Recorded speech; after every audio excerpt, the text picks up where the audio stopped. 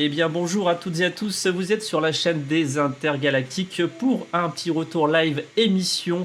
Ça fait un sacré bout de temps qu'on ne l'avait pas fait. Et mon Dieu, aujourd'hui, pour lancer ce live, je reçois une Arlésienne, puisque je reçois Quentin Bruet-Ferréol, auteur, mais pas que, de et à chaque fois, il faut que le titre est un peu long. Dieu est un voleur qui marche dans la nuit, mais que j'ai lu parce que je suis un bon élève. Que Quentin avait eu la gentillesse de m'envoyer en service presse quand il était sorti en janvier 2022, si je dis pas de bêtises. Et bonjour Quentin.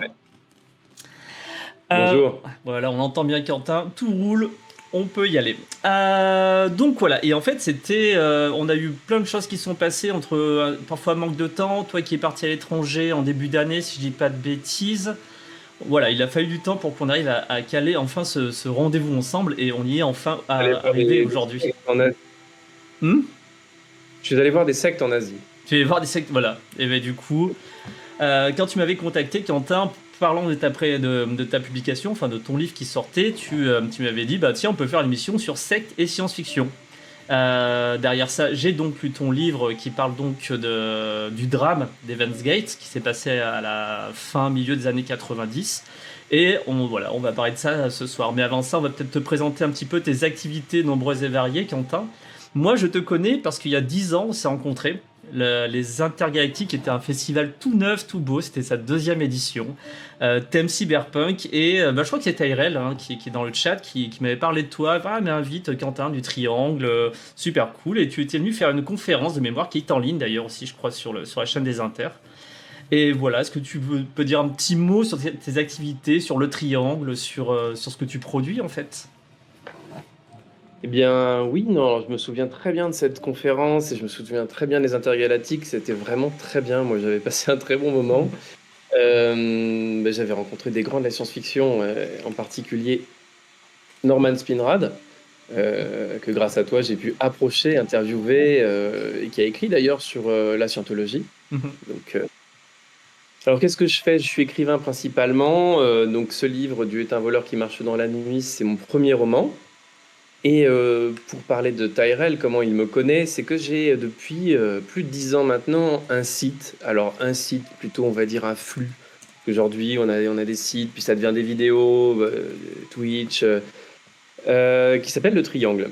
Et Le Triangle, ça parle de quoi? C'est vraiment toutes les cultures étranges, les pratiques marginales, les dérives sectaires, les idées étranges. Parce que ce qui me passionne, c'est vraiment ça, c'est toutes ces choses qui nous bousculent, qui provoquent un vertige. Donc ça peut être une secte, mais ça peut être aussi une pratique sexuelle complètement étrange. Et à chaque fois, je m'y intéresse sans jugement. Et c'est un peu ça qui fait la marque du triangle, c'est que j'ausculte la chose et sans juger la chose.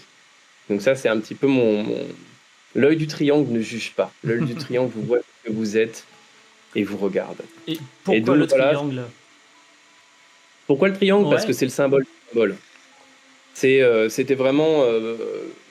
j'ai une grande curiosité pour le fait religieux et pour tout ce qui nous bouscule. Et le triangle est vraiment, dans la géométrie sacrée, le symbole des symboles. Ça peut être un symbole divin, ça peut être un symbole franc-maçonnique. Vous pouvez tirer le fil.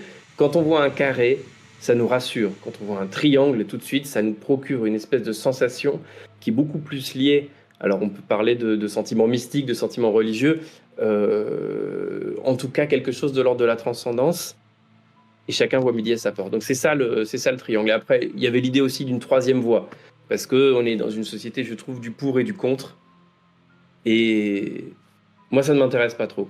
Moi, je suis dans la troisième voie, de cette espèce de neutralité un petit peu casse-gueule que j'aime beaucoup. Est-ce que Et à côté de ça, Non, je suis vas-y. cinéaste. Tu es cinéaste. Tu Qu'est-ce me que... posais la question, voilà, je suis cinéaste, j'ai sorti mon premier documentaire à peu près en même temps que le livre, Oui, c'est vrai. et sur un artiste, un facteur cheval parisien qui a fabriqué une machine à rencontrer Dieu, et dont les sujets sont très très proches de Heaven's Gate. Voilà, pour faire un petit portrait, autoportrait. Si dans ton histoire du triangle, le triangle, ça a combien d'années? 10, 12, Ça fait 11 ans maintenant. 11 ans, ouais. Donc ouais, quand je t'ai Mm. rencontré, c'était la première, deuxième année du triangle, du coup, en 2013 à peu près. Ouais. Mm, mm. Et si tu avais un article, une enquête, quelque chose qui t'a qui te tient plus à cœur que tu as pu produire au fil de ces années, ça serait laquelle? Bah, automatiquement, je peux que te répondre mon livre, parce que mon livre au départ, j'avais fait un article sur comment bricoler sa religion. Parce qu'on est dans le terme de bricolage, c'est un terme qui est employé par Michel de Certeau, je crois, pour parler un peu de l'époque contemporaine, la façon dont les gens construisent leurs croyances de briques et de broc. Et j'avais, à partir de ce fil-là, commencé à écrire sur plein de dérives sectaires, mais pas simplement des dérives, aussi des groupes étonnants, des clubs étranges. Et j'avais tiré ce fil-là, et je suis tombé sur Heaven's Gate.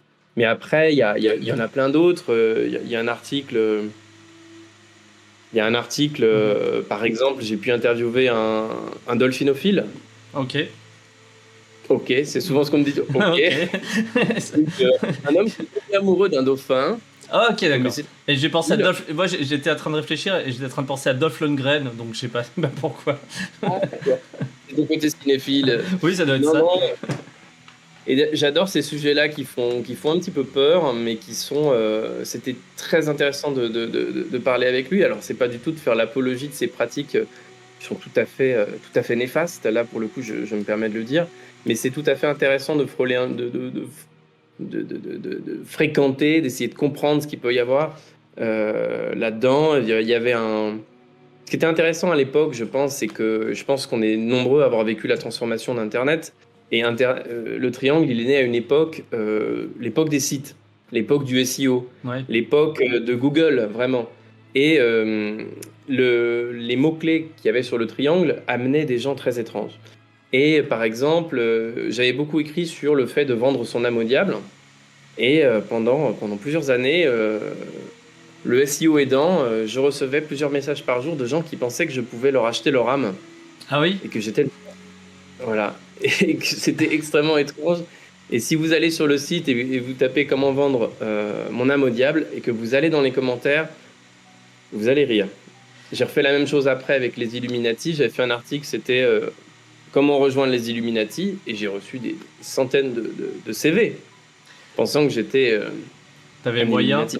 Il y avait moyen de moyenner? Bah, Alors que bon, voilà, je ne suis pas du tout, malheureusement, dans aucune coterie. Les Illuminati ne m'ont pas. Enfin bon, les Illuminati, si ça vous intéresse, je suis partant, mais personne ne m'a jamais contacté, hein. Bah, ce qui me rappelle, parce qu'il y a quasiment un an jour pour jour, je recevais Adrien Party pour son vampirologie. Et lui, donc, il a le site vampirisme.com et il reçoit beaucoup de mails chaque année, il en a quelques-uns, etc., de gens qui lui demandent sérieusement comment devenir un vampire. Donc il reçoit des mails, il les montrait, etc. Et donc, pareil, il recevait des demandes de savoir s'il pouvait introduire ces êtres humains au vampirisme, mais en devenant vampire. Et voilà, il les publie de temps en temps en rigolant, en anonymisant bien entendu la chose. Mais voilà, c'est. Ah bah merci Redfish pour avoir. Bah c'est cool, Redfish est en train de partager dans le chat le site du triangle, etc. Donc c'est super. Merci beaucoup. Et maintenant, c'est beaucoup plus actif sur Instagram parce que même si on a tous envie d'écrire des articles, globalement, aujourd'hui, on est quand même à l'époque de la vidéo, donc je fais de la vidéo. Donc c'est Triangle maintenant plutôt sur Instagram où j'essaye d'utiliser ces formats intelligemment. Oui, bah forcément, Parce tu as une évolution. Effectivement, quand il y a 11 ans, tu as ouvert ton site, bah, c'était du site web, c'était du blog, et voilà. Et maintenant, effectivement, les usages se sont. On est dans la grosse période Facebook, et les usages se sont un peu explosés. Tout à l'heure, hors antenne, tu me parlais aussi de TikTok, disant que c'était un peu, j'ai l'impression, ton nouveau Eldorado pour trouver des choses étranges sur les réseaux. Voilà. TikTok, moi je trouve que souvent il y a des réseaux comme ça qui apparaissent et c'est la fête au village. Ouais. C'est d'un coup une sorte d'ouverture. Et à l'époque, par exemple, il y avait une ouverture extraordinaire avec Internet. Enfin, je veux dire, pour moi, ce qui m'a toujours intéressé avec Internet, c'est la manière dont ça ouvrait la psyché humaine. C'est-à-dire qu'il suffisait, par exemple, que quelqu'un dise qu'il était, je sais pas, j'étais tombé sur une communauté de gens excités par les fers à repasser. Et donc, ce que je trouvais extraordinaire, c'était sur Google, il suffisait d'avoir une idée, de la taper, et on pouvait entrer dans l'esprit humain, vraiment dans l'inconscient collectif, et aller chercher, voilà, c'est ce club où ils s'appelaient tous, il y en avait un qui s'appelait Roventa, ils étaient fans de différentes marques de fer à repasser. c'était formidable. Et donc on arrivait à rentrer comme ça. Internet a été une espèce de moment, il y a eu un espèce de moment de grande liberté, de grande explosion. Voilà, en allant chercher sur Internet, on pouvait trouver par exemple des communautés de gens qui s'amusaient à faire semblant d'être cannibales et qui s'appelle le Dolcet, et c'est une communauté très étrange. Et sur ces sites-là, il y a eu des vrais tueurs en série. Donc, Internet, c'était vraiment, je trouve, à ce moment-là en particulier, était une sorte d'explosion, et on pouvait y faire comme un énorme confessionnal. Ouais.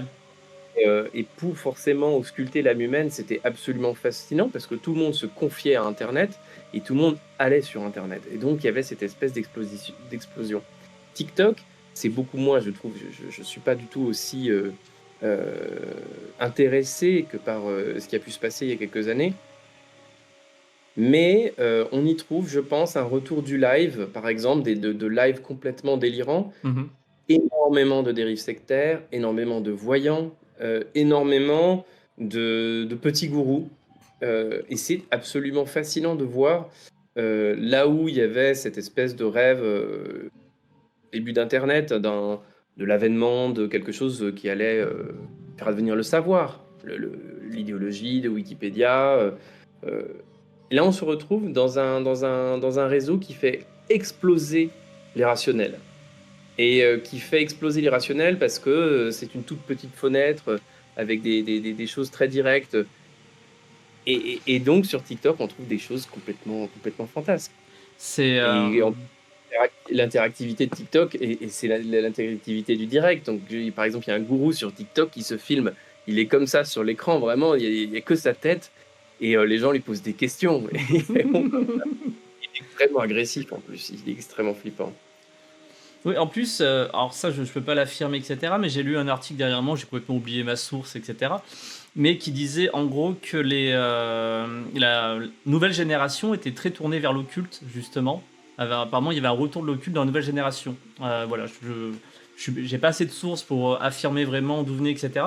Mais comme actuellement, par exemple, sur les questions de physique, on a une génération actuelle qui est très portée sur la musculation, sur être fit, etc. Enfin, voilà, c'est un peu de rapport, mais je sais pas ce que t'en Si. penses, toi. Eh ben, je pense véritablement, c'est pour ça aussi que je voulais écrire un livre sur ces sujets-là. Je pense que le retour de l'occulte, le retour de la spiritualité est massive, elle est annoncée depuis longtemps. Il faut savoir que c'est assez cyclique, tout Mhm. de même. Tous les pays aujourd'hui ont connu des vagues de New Age, et ces vagues, elles partent, elles reviennent. On peut espérer justement que ce soit qu'une étape, mais on sent aujourd'hui, bien sûr, le besoin d'un récit. Et je pense que l'effondrement des récits monothéistes, puis l'effondrement des récits politiques, a laissé la place à l'ère du développement personnel. Et le développement personnel, c'est le royaume de ce bricolage dont je parlais. C'est un sociologue dont le nom m'échappe, qui parle d'effet supernova, qui explique qu'en fait les grands monothéismes et les grands récits, en explosant, Mhm. font des tas de récits de cette manière. Et donc, au fur et à mesure, aujourd'hui par exemple sur TikTok, une grande, on va dire la religion, une des religions d'Internet, c'est le manifesting. Donc c'est l'idée que si vous pensez quelque chose, ça va se manifester. Ah Et oui. cette petite idée dont on peut remonter la source jusqu'à la théosophie, qui est très proche de, je sais pas, la pensée positive, toutes ces choses-là. Il y a tout un héritage de tout cela. Derrière, ça fait des dérives tout à fait effrayantes, parce que forcément, si quand vous pensez quelque chose, cela advient, alors vous êtes aussi responsable de votre cancer. Il faut écarter les personnes négatives. Vous allez surtout pas, et on le voit dans le développement personnel, il y a cette espèce de culte du positif. Mhm. Mais si on écarte tous les gens négatifs, je ferai un rapprochement très simple. C'est que dans les sectes, on écarte les gens qui critiquent. En scientologie, ça s'appelle une SP, une suppressive personne. C'est une Ok. personne qui, nous, on dirait qui émet de l'esprit critique. Eux, ils diraient, c'est une personne, il est négatif, l'écoute pas. Tu es génial, tu es formidable, tu es beau, donne-moi de l'argent. Je caricature, mais c'est un peu Ouais. ça. Et donc, on retrouve beaucoup cela, et je pense que c'est quelque chose auquel il faut s'attendre à une explosion de ces tendances-là, et on l'a vu, parce que peu après la sortie de mon livre, je crois que c'était, alors c'est pas relié, c'est pas ma faute, mais il y a eu un suicide collectif en Suisse, à Montreux. Ah Une ouais? famille qui a sauté par la fenêtre, une famille qui, pour le coup, avait, est-ce une dérive sectaire ou non?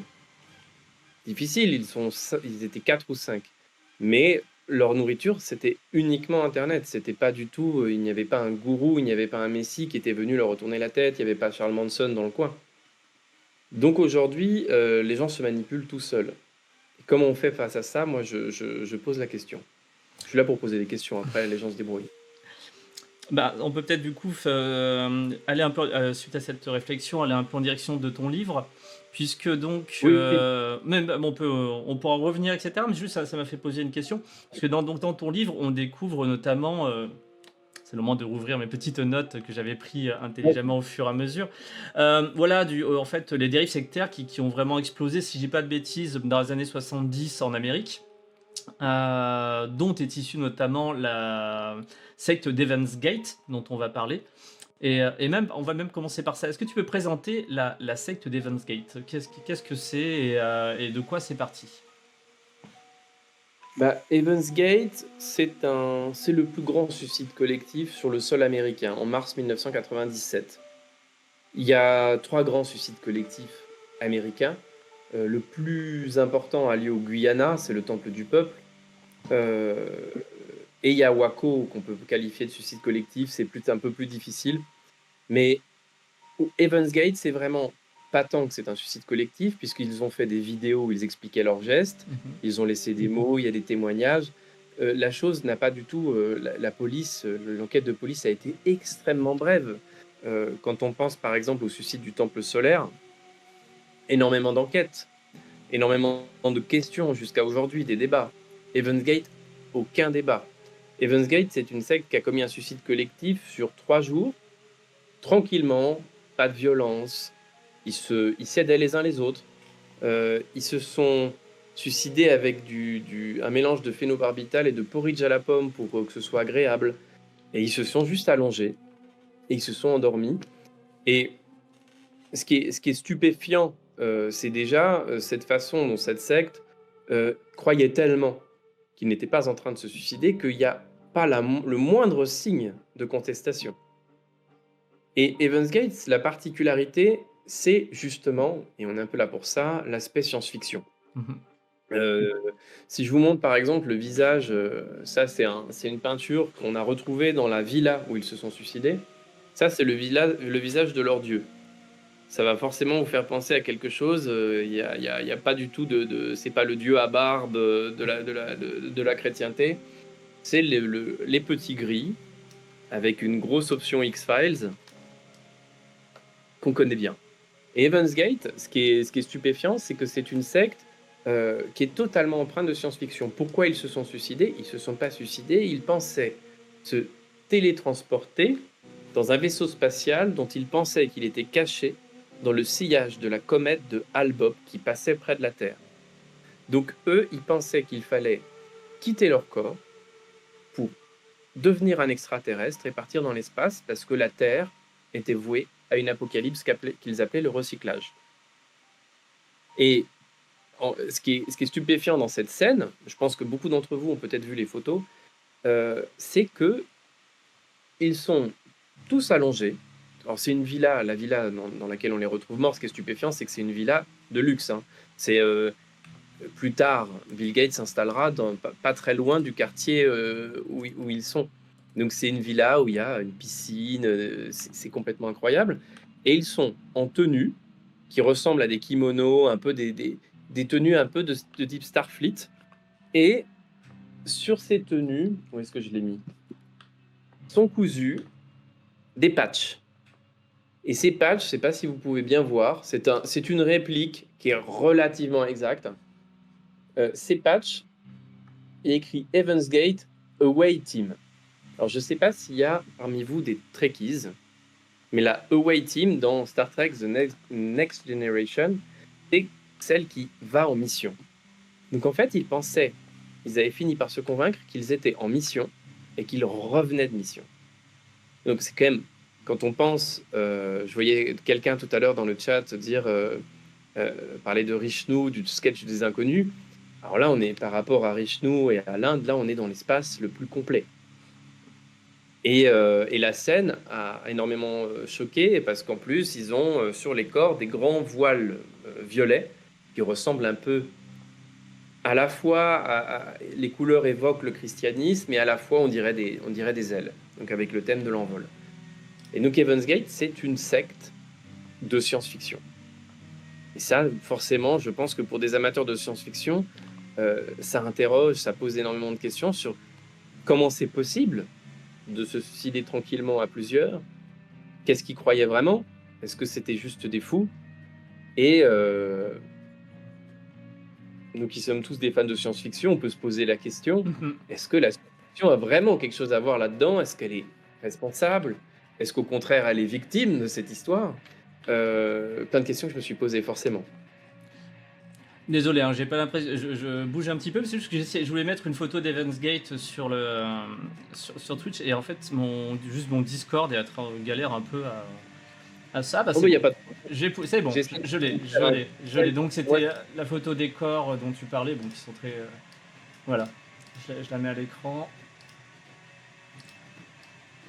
Ah oui, alors détail supplémentaire, tu me le rappelles, ils avaient des Nike neuves. Oui, les Nike, ouais, je m'en souviens. Les Nike Decade neuves avec le fameux push. Et tout a un sens. Et comme vous le voyez, là, vous voyez par exemple la personne à gauche. En dessous, c'est son sac de voyage. Qui était tout près, donc ouais, il y avait tout ce cérémonial. Et effectivement, je me souviens de ton livre quand tu décris. On pourra d'ailleurs parler un peu du processus d'écriture.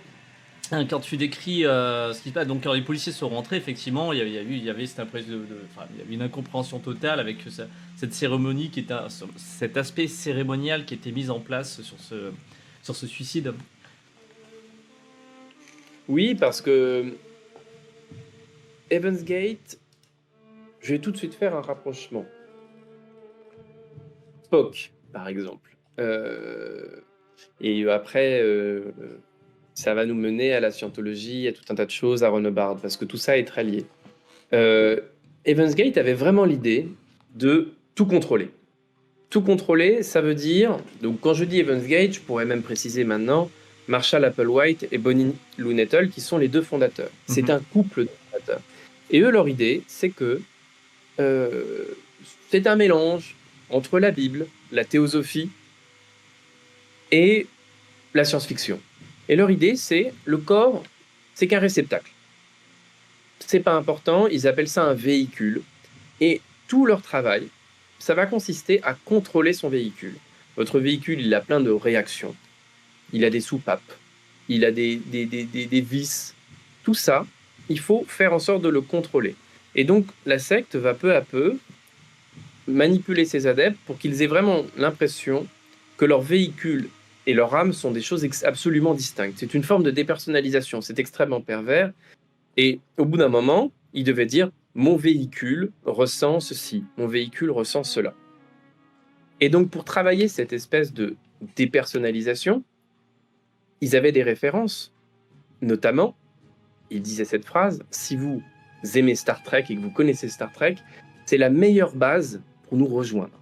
Ça peut paraître incroyable. On pourrait dire, une religion va vous dire « bon, est-ce que vous connaissez bien le livre de l'Apocalypse? Est-ce que vous pouvez me citer ce que dit Jésus, ce que dit Mahomet, tout ce que vous voulez ?» Non, là, il faut connaître Star Trek. Et en particulier Spock. Je ne sais pas si vous connaissez, je ne suis pas un Trekkies, donc je vais peut-être dire des bêtises. Mais Spock, sur sa planète, à la base, c'était un peu comme chez nous, la guerre sur Vulcain, la catastrophe. Et là, j'ai oublié son nom, il y a un prophète qui arrive. Je suis sûr que dans le chat, ils se souviendront de son nom, qui va mettre en place justement cette espèce de langage, de rapport aux choses très froides, de contrôle de soi, de contrôle de tout. Et ça inspire Heaven's Gate. Ça inspire Heaven's Gate qui va tout contrôler. Et donc, rien dans le quotidien de la secte n'est laissé au hasard. C'est-à-dire que tout est ils appellent ça une procédure. Il y a une procédure pour tout. Il y a une procédure pour prendre un bain, il y a une procédure pour marcher, il y a une procédure pour faire la cuisine. Ils appellent ça des missions. la maison, ils ont en fait complètement transformé le monde, ce qui fait que leur villa, ils appellent pas ça une maison, ils appellent ça le vaisseau, le spacecraft. Leur voiture, ils disent spacecraft aussi, et quand ils se garent, ils disent docking. Ils se sont mis un peu comme des espèces de rôlistes complètement tarés, qui auraient oublié qu'ils sont en train de jouer à un jeu de rôle, dans l'idée que ils vont pas à la cuisine, ils vont au kitchen lab, ils vont pas laver des fringues, ils vont au fiber lab. Ils sont dans l'enterprise à fond complètement. Et cette idée de processus, la volonté, c'est un peu, si vous voulez, une sorte il y a quelque chose d'un petit peu comme dans un espèce de dojo où on apprendrait parfaitement à se contrôler, à ne pas générer comme une forme de méditation permanente. On maîtrise tout, ses pensées, son émotion, pas de sexe, bien sûr. Surtout pas. Bah, Ce sont des moines. à ce sujet, d'ailleurs, il y a eu un des aspects les plus gore, moi je considère comme les plus gore de cette Oui, secte, c'était la mutilation génitale, puisque pour éviter d'avoir des rapports ou des envies, ou tout simplement que d'un point de vue corporel, bah, ils fassent la chose, ils se mutilaient les parties génitales, tout simplement. il y a eu 9 castrations et c'est là où Heaven's Gate est très particulier. D'une part parce que il y a quelque chose de chrétien.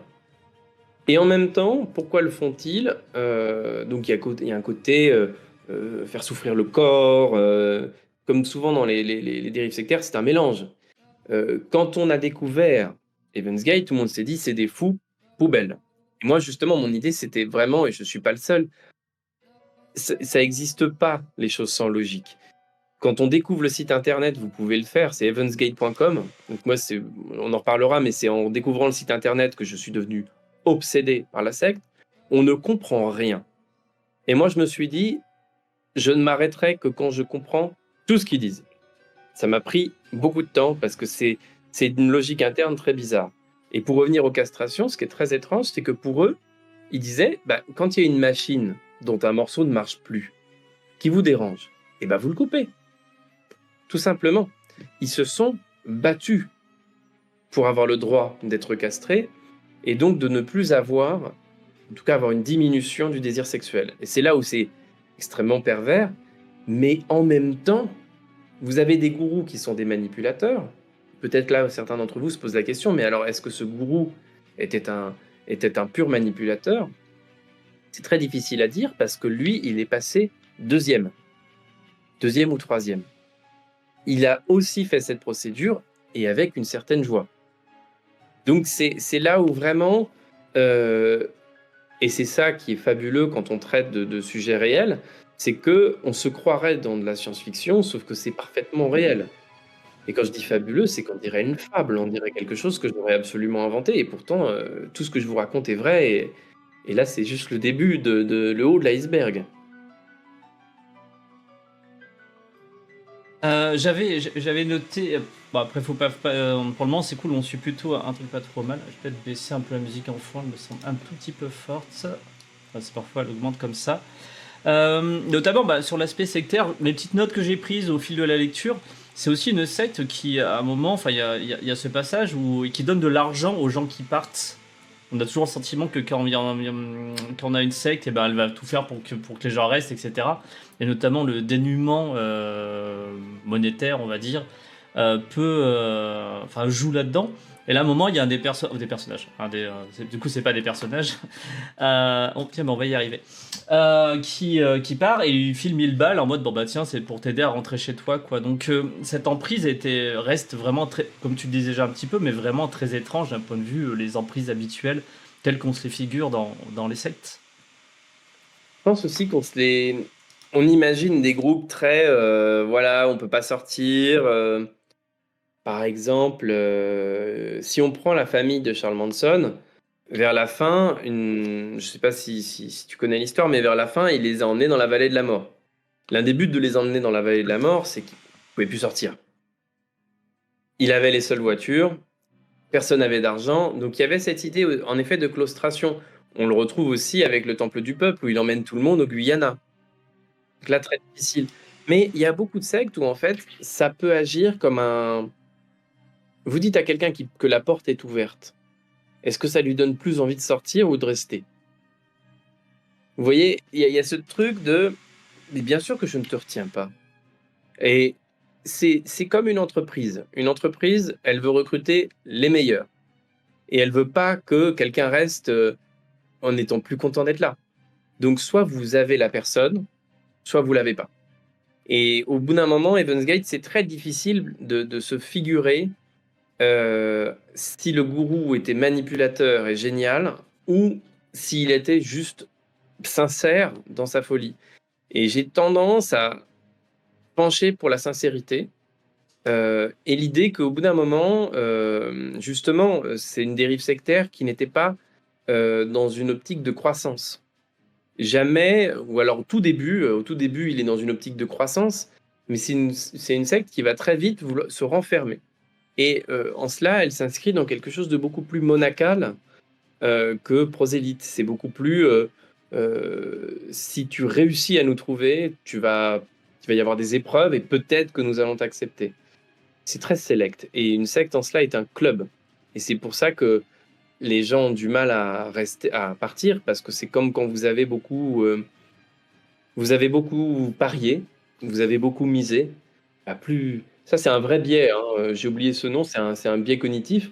C'est le biais du parieur, je ne sais plus comment ça s'appelle. Si vous avez l'impression d'avoir énormément misé sur quelque chose, vous allez vouloir davantage croire en cette chose. Et donc quand il lui dit: «Beh, tu peux partir», il lui dit: «Mais tu sais ce que tu perdras». Alors que quand il voulait que quelqu'un parte, il le virait de toute façon. Il y a eu des gens qui ont été virés, pour avoir commis des fautes. Donc c'était assez sélectif et en cela, élitiste et les gens qui restaient, ils se disaient: «Mais je suis un boss. Je suis en train de faire quelque chose que les saints, catholiques, comme un grand saint catholique». Et là, je vois quelqu'un qui disait, qu'il n'y avait pas que dans les sectes qu'il y avait des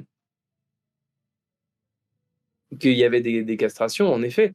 Et c'est pas une dérive sectaire elle peut paraître complètement folle comme cela, mais elle s'inscrit dans un tissu tout à fait chrétien, hein, à plein d'égards et dans un romantisme assez chrétien.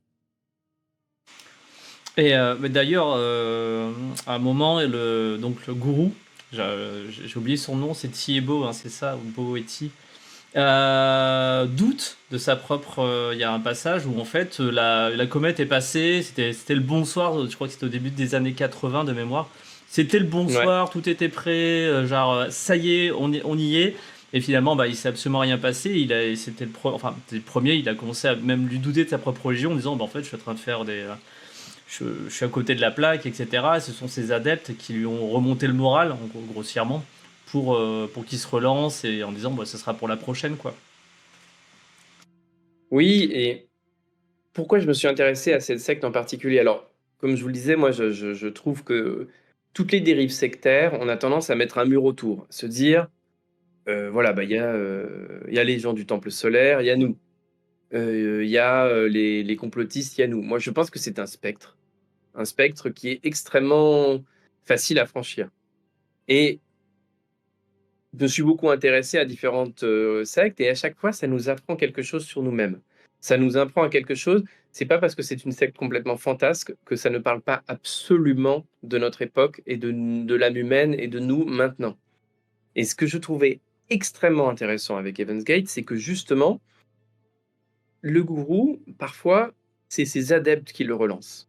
C'est ce que tu as soulevé et finalement, le livre, qui s'inscrit plus en tout cas dans l'ambition, dans la veine des récits, de Philippe Cadic, par exemple. C'est une référence, moi je suis un fan de Philippe Cadic, avec ces espèces de personnages qui sont en errance spirituelle, parce que je me suis beaucoup plus intéressé aux adeptes. Je me suis beaucoup dit: «Mais alors comment ils ont pu croire en tout cela?» et non pas comment on les a manipulés. Qui est pour moi une question qui est connexe, mais qui est plus dure à résoudre parce qu'on n'a jamais un gourou qui nous a dit: «Bon allez, je vais vous expliquer». Ça, on a peut-être quelques gourous qui ont levé le voile, mais globalement on ne sait pas. On peut faire des théories. Par contre, les adeptes parlent de leur, expérience et moi je raconte un petit peu ce cheminement intérieur et cette logique interne de l'adepte qui croit et qui donc va lui-même, même s'il est victime, être agissant. Il va lui-même être en quête de quelque chose. Un adepte, c'est pas quelqu'un qui est en train de marcher tranquille, il y a un gars qui l'agrippe et qui dit, qui l'hypnotise. C'était l'image un peu du ouais, le lavage de cerveau, Manson les a hypnotisés, par exemple, avec ce visage halluciné. Oui, Manson les a manipulés, mais il y avait quelque chose. Il y avait quelque chose aussi chez les adeptes. C'est pas pour les culpabiliser, c'est pour comprendre ce phénomène-là. Il y a quelque chose en nous qui est, on aime se manipuler nous-mêmes et on le voit aujourd'hui puisque les phénomènes sectaires, j'en parlais tout à l'heure, sont en augmentation radicale. En 5 ans, il y a eu 40 de saisines supplémentaires, donc c'est des signalements à la Miviludes. Ouais, Et parce, qui et ouais, parce de que je me disais justement, bah, c'est une de mes prochaines questions, enfin, vraiment très naïve, mais parce que quelque chose que je ne suis pas de près dans ma vie. Mais je me disais, mais j'ai le sentiment, donc c'est vraiment, c'est vraiment un sentiment, que bah, toutes ces dérives sectaires, on entendait énormément parler sur les années 90 et notamment 95-2000, etc. C'était très représenté à la télévision, bah, dans les séries comme X-Files, Millennium, puis plein d'autres. Et ah, Millennium. oui, Millennium. Et je me disais, mais j'ai l'impression que depuis, enfin, arrivé aux années 2000, une fois passé l'an 2000, et peut-être, il me semblait une peur de la fin du millénaire, ben ça s'était calmé. Mais voilà, comme je dis, je m'appuie que sur un ressenti, voilà, que personnel. Bah, ça a changé. Il y a quelqu'un qui dit: «Il y a les théories du complot maintenant» et justement, en fait, c'est beaucoup plus, on peut très bien se manipuler tout seul, être dans une emprise devant son ordinateur. Donc c'est des phénomènes qui se sont, je trouve, grandement compliqués. Voilà, le modèle, le template, Richelieu, le template Manson, il existe encore. Il y a des cas il y a des cas terribles, y compris en France, d'emprise avec des gens absolument, absolument forts, pour manipuler les gens. Mais il y a beaucoup de manipulations qui sont juste des réponses à des quêtes.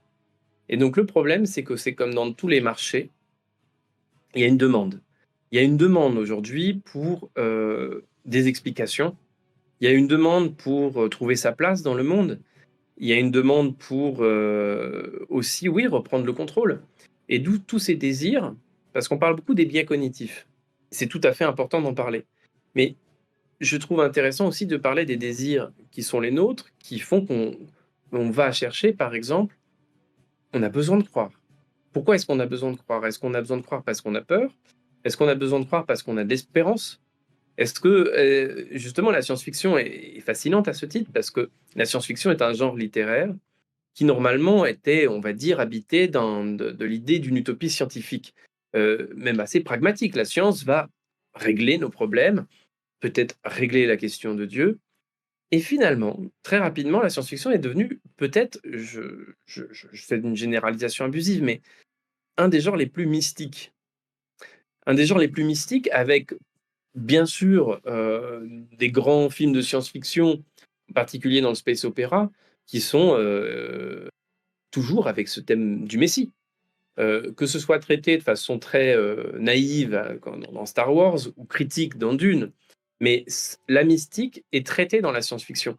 Et parce que j'ai l'impression, moi, que ces auteurs se disent: «S'il y a bien un invariant, qu'il y aura toujours, c'est le besoin de croire». Il y aura toujours aussi la religion qui sera là et ces invariants-là, ils les acceptent et à chaque fois, ils s'interrogent sur leur potentielle disparition. Et donc, aujourd'hui, on se rend compte que ce besoin de croire et aussi le besoin d'appartenir à un groupe, il explose complètement. Mais pourquoi? Mais alors après, chacun sa réponse, mais moi je pense aussi que c'est parce qu'il y a une solitude de l'individu contemporain, une solitude effroyable. La solitude de ce monde est absolument, voilà, il y a beaucoup moins de récits collectifs, et aussi, tout simplement, le besoin de croire parce que, ben, si vous regardez, il y a là aujourd'hui, les récits sont assez pauvres, y compris au niveau politique, donc c'est pas c'est là où forcément les gens vont aller chercher, ils vont chercher des récits qui leur parlent à eux, qui leur donnent leur place, une place dans le monde. Donc on peut en parler beaucoup. Voilà, il y a quelqu'un qui parle bien sûr de Thierry Casasnovas qui est en fait, qui représente à lui tout seul, je crois quelque chose comme 35 des signalements à la Miviludes l'année dernière. Et donc 40% des signalements, c'est autour de la santé. Et donc autour de la santé, qu'est-ce que les gens souhaitent? Qu'est-ce qu'on souhaite? Bah, c'est être heureux, être bien. Et donc il faut essayer de se dire, OK, comment est-ce que ce désir-là, au lieu de le culpabiliser en se disant ce sont des idiots, et ben pourquoi est-ce qu'il n'est pas satisfait dans la vie contemporaine? Et c'est aussi comme ça qu'on fait quand on a, enfin ça peut être des pistes de travail quand on a un proche qui commence à être un petit peu trop dans ces sujets-là, se demander pourquoi et non pas lui sauter dessus. Sauter. Je fais encore un parallèle. Alors peut-être que je suis un peu trop passionné de musculation et de fitness en ce moment dans mon régime. Ok, parle-moi je Dans la reviens de la salle fitness. de sport. Je refais un parallèle parce que j'ai écouté beaucoup de vidéos de conseils sur la nutrition, mais parce que je trouve ça passionnant en fait, et parce que voilà, je sais que c'est des efforts, je sais que c'est du temps long, etc. Mais il y en a un que j'aime beaucoup. Je sais plus comment il s'appelle. Bon, c'est Nashbe, ouais, qui est génial. Je trouve que c'est vraiment un des meilleurs, qui me fait beaucoup rire et qui a vraiment distance et très posé sur ce qu'il raconte. Et qui disait qu'en gros, ce que recherchent les gens, c'est qu'en gros, ils démystifient plus ou moins les influenceurs qui vont dire, si tu prends ce truc-là, si tu manges de la pastèque pendant un mois, tu vas perdre 10 kilos et gagner 40 kilos de muscles, enfin 10 kilos de gras, enfin bref. Les trucs un peu magiques. Il dit, actuellement, ce que j'ai remarqué, il faisait un peu ce constat, c'est que les gens, en fait, si on veut maigrir et prendre un peu de muscle, il suffit d'arrêter le sucre, éventuellement arrêter l'alcool et faire du sport. Et puis petit à petit, si on s'y tient, ça ira mieux. Bon, ça dépend de ce qu'on recherche, mais pour ça suffit. Mais que les gens actuellement vont très vite être preneurs de cheat code. C'est-à-dire, si tu prends ce truc-là, ce truc de café, machin, ou si tu manges de telle heure à telle heure, ça ira plus vite, etc. Et forcément, ce sont des influenceurs, généralement, qui vont forcément monnayer ou arriver à dégager un revenu de ça. Ce qui est pas mal quand je trouve que certains d'entre eux produisent du qualité vraiment de contenu, qui sourcent ce qu'ils mettent en avant, etc., via des études ou des méta-analyses, ce qui est super intéressant. Et ouais, je sais pas, ce que tu viens de dire m'a remis ça en tête, donc je me permettais ce parallèle. Non, mais c'est un parallèle qui est très intéressant parce que justement, il y a cette idée du mode d'emploi qui me marque énormément. C'est-à-dire, c'est terrifiant d'être perdu, pourtant c'est notre lot.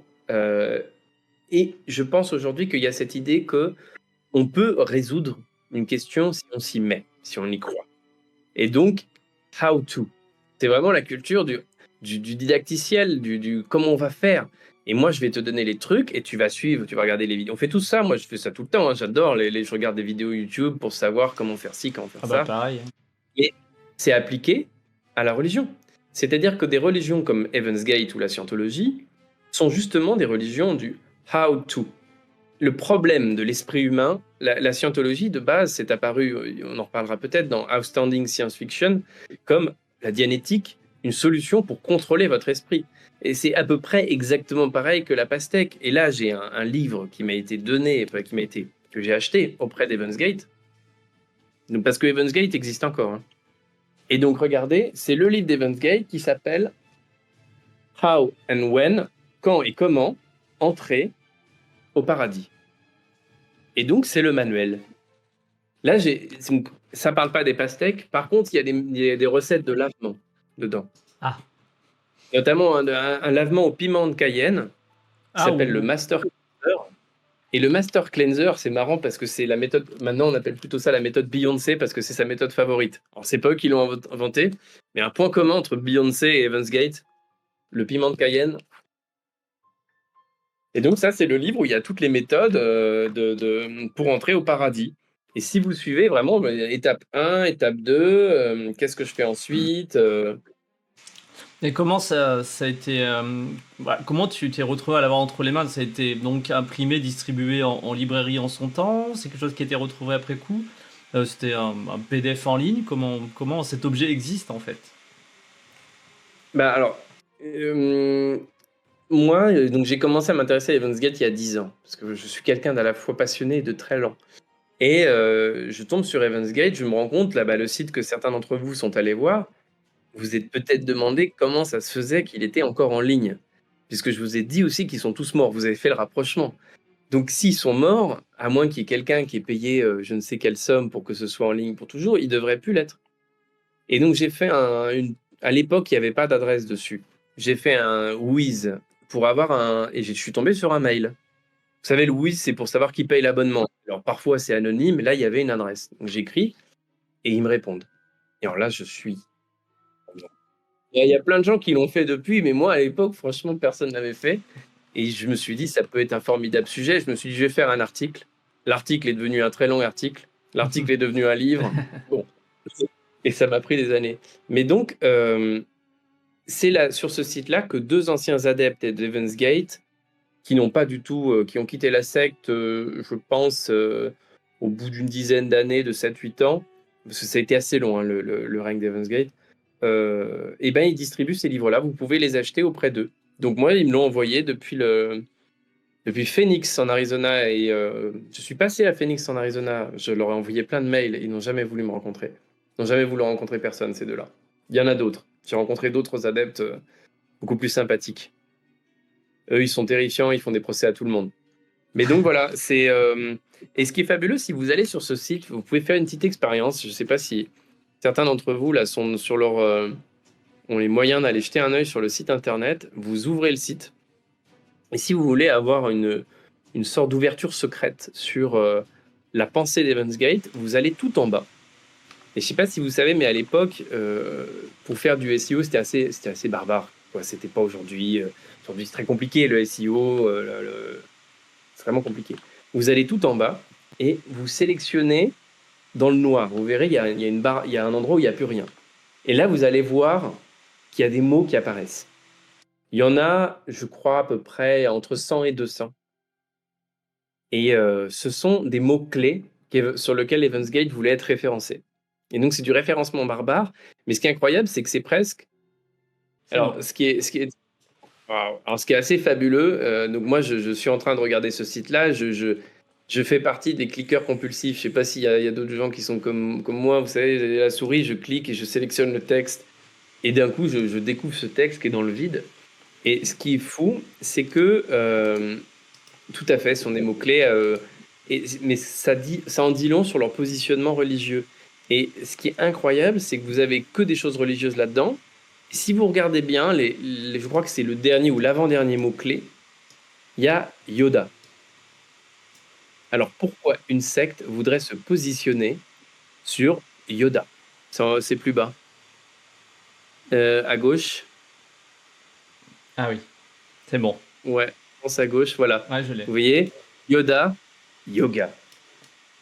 Juste après Yeshua, quoi. Donc Jésus, Yoda, yoga. Et donc, ce qui est fabuleux, c'est que c'est vraiment une secte qui croyait que la science-fiction était vraie. Et ça, c'est ce qui m'a amené quand même à m'interroger énormément sur les rapports entre science-fiction et dérives sectaires. Forcément. Parce que comment c'est possible de penser que Star Trek ou Star Wars, c'est plus sérieux que la Bible? Ouais, il n'y a pas Xénomorphe.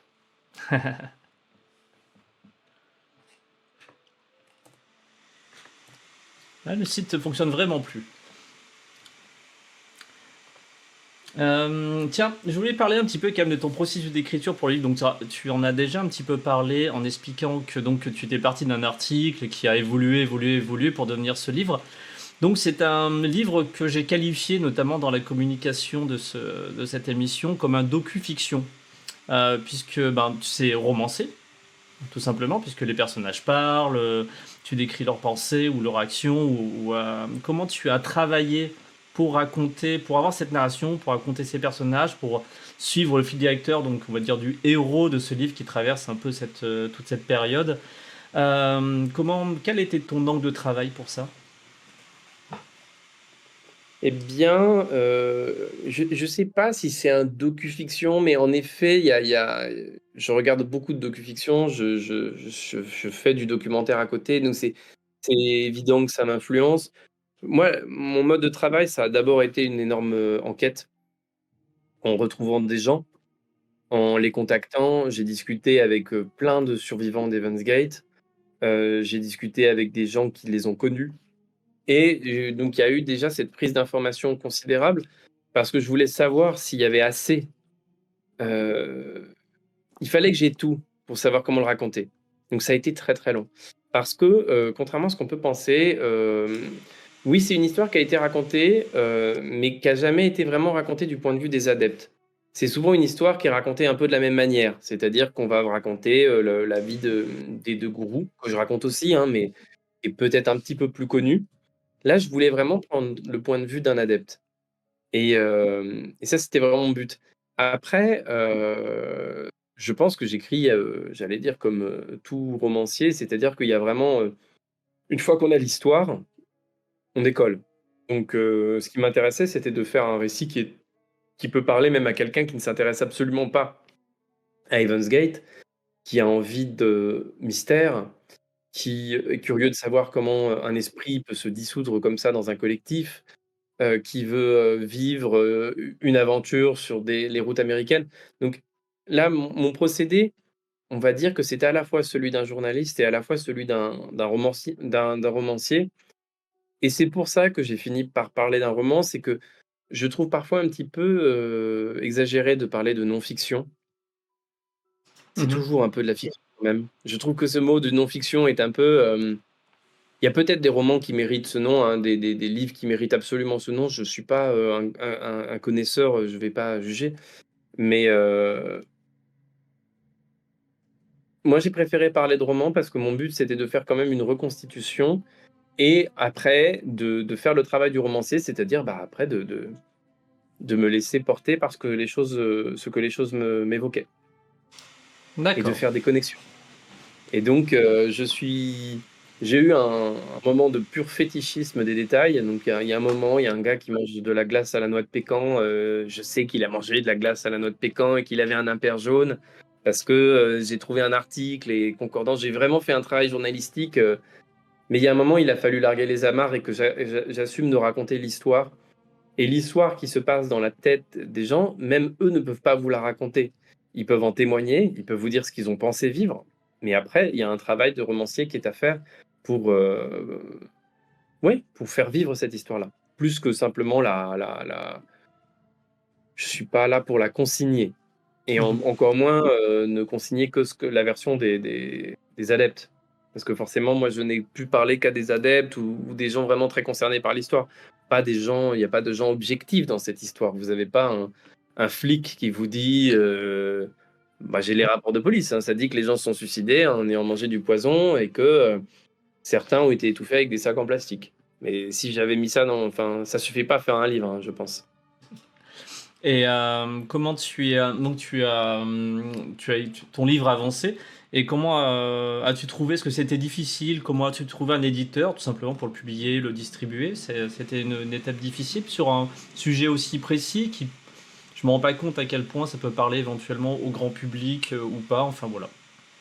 Bah, j'ai eu beaucoup de chance parce que, moi, j'ai vraiment été dans ma caverne pendant bon, moi, j'ai un emploi, on va dire, plus classique, mais pour ce qui concerne le livre, j'ai vraiment été dans ma caverne, j'ai pas du tout réfléchi. J'étais un peu bête, j'étais dans mon coin à essayer de réaliser, le à tout donner, hein, pour que ce livre soit le mieux possible et au bout, je me suis retrouvé avec ce bouquin et je me suis dit: «Bon, je ne sais pas du tout qui va l'acheter, qui va s'y intéresser. Je n'en ai aucune idée. J'ai tout fait pour qu'il soit, passionnant et que voilà, moi le plus beau compliment qu'on peut me faire sur mon livre, c'est de me dire qu'on l'a lu et qu'on l'a dévoré. C'est pas, que voilà, moi des c'est Je pour je je confirme je l'ai bouffé en quoi? En 2 soirs, je crois, tranquillement, en prenant mes petites notes parce que je savais que cette interview arriverait un jour. Et ça se lit extrêmement bien, ça je le confirme, hein, c'est très prenant. En plus, je ne connaissais absolument rien. J'ai juste reçu ton bouquin que tu m'as envoyé. J'ai juste fait: «Bon, bah, go, je vais lire le livre de Quentin» et j'ai un peu regardé la quatrième de couverture, mais généralement, je suis parti, puis ouais, je me suis bien laissé emporter, clairement.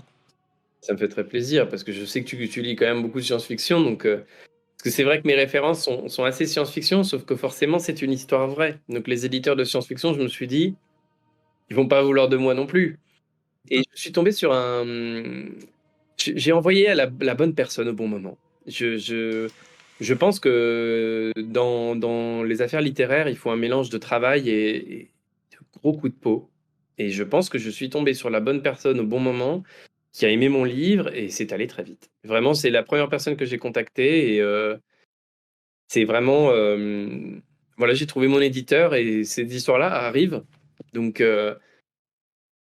J'ai eu un coup de chance. Je pense en coup de chance de toute façon sur ce sujet-là, on s'en sort pas. Hein. Mais après, ce dont j'étais curieux de vous parler un petit peu, c'était aussi de voir, parce que je pense que tu as un public de connaisseurs de science-fiction. Et ce que je trouve, moi, ce que je trouve assez fascinant, c'est vraiment la façon dont la science-fiction fraye avec les sectes. Et donc, vous avez Heaven's Gate qui est vraiment une religion de science-fiction, c'est-à-dire qu'ils pensaient que, enfin, je vous l'ai montré tout à l'heure, parce que c'est partie des objets de mon cabinet de curiosité. Ils pensaient que les êtres du niveau supérieur, qui étaient un peu leurs dieux, avaient planté les êtres humains sur Terre pour s'améliorer. Et que, pour les améliorer, notamment, il leur passait des films. Et que les éveillés pouvaient comprendre que ces films et ces séries étaient inspirés par les êtres du niveau supérieur, notamment Star Trek. Et pour eux, Star Trek, c'est vraiment un point théologique très important parce que Star Trek, ça montre comment cette entité qui est Starfleet travaille à l'amélioration du monde. Et pour eux, c'est ce que font les êtres du niveau supérieur. Et eux, ils veulent devenir des êtres du niveau supérieur. Mais c'est pas du tout la seule secte qui fait ça. Et quand on commence à tirer le fil, notamment de cette époque, des années 70, c'est extraordinaire de voir, par exemple, vous avez quelqu'un comme Robert Heinlein, que je n'ai jamais prononcé, qui a écrit Heinlein, voilà, qui a écrit Stranger in a Strange Land, qui a un bouquin qui est formidable, qui a une influence formidable, et qui est très ami avec Ron Hubbard, quand même, qui sont très très amis. D'ailleurs, il lui prête sa femme. Ça les regarde, ils font ce qu'ils veulent. Et Ron Hubbard, avec Heinlein, ils vont faire de la magie noire. Je ne sais pas si vous connaissez cette histoire. Ils vont avec... je ne sais pas si vous connaissez le livre, je crois que ça s'appelle Sex and Rockets. Et c'est vraiment l'histoire de comment Jack Parsons, qui est à la fois un ingénieur qui fabrique qui fait de la rocket science, vraiment de haut niveau, et ben il va faire de la magie noire, de la magie noire avec Aleister Crowley, Ron Hubbard, qui donc a commencé comme magicien noir, en plus d'être un auteur de science-fiction. Je vous promets que c'est pas des conneries. Et là-dedans, il y a aussi Heinlein qui est tout à fait intéressé par cette histoire-là. Et ce qui est dingue, c'est que Hubbard, il se barre avec finalement la femme de Jack Parsons, qui finit par se faire exploser lors d'un rituel. C'est une histoire formidable, complètement incroyable. Et Hubbard va créer la scientologie, la dianétique d'abord, avec notamment son ami Van Vogt. Quand même des papes de la science-fiction qui font, surtout Hubbard, mais aussi Van Vogt, qui va être en fait le chef du côté de la branche californienne de la dianétique. Ils vont créer ça. Et de l'autre côté, on a Heinlein, qui est très impressionné par la scientologie et qui va écrire Stranger in a Strange Land en essayant justement d'imaginer un petit peu, lui, ce qu'il aurait fait s'il avait créé une religion. Et ce livre, Stranger in a Strange Land, va inspirer beaucoup de gens. Il va inspirer notamment Heaven's Gate. Heaven's Gate, ils sont absolument fans parce qu'ils se prennent pour des extraterrestres quand même. Hein. Pour eux, c'est quasiment biographique, Stranger in a Strange Land. Mais il y a un autre gars qui est très influencé, deux autres. Le premier, c'est Charles Manson. Charles Manson, une des pires sectes des années 60, parce que lui, c'est de 67 à 69. Je ne sais pas si certains l'ont lu et se souviennent que le personnage principal s'appelle Valentine Michael. Que Manson a appelé son fils Valentine Michael, quand même.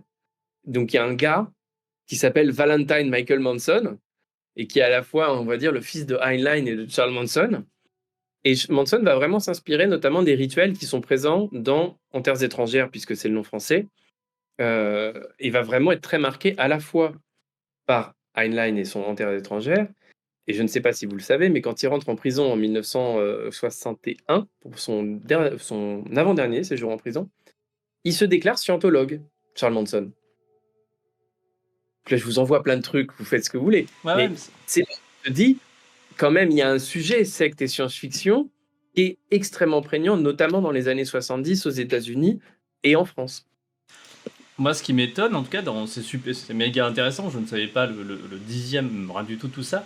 Juste, ce qui m'étonne, c'est que connaissant, étant un grand fan d'Heinlein et connaissant bien l'animal, qui est un militariste de droite américain, je crois qu'il est même libertarien en vrai.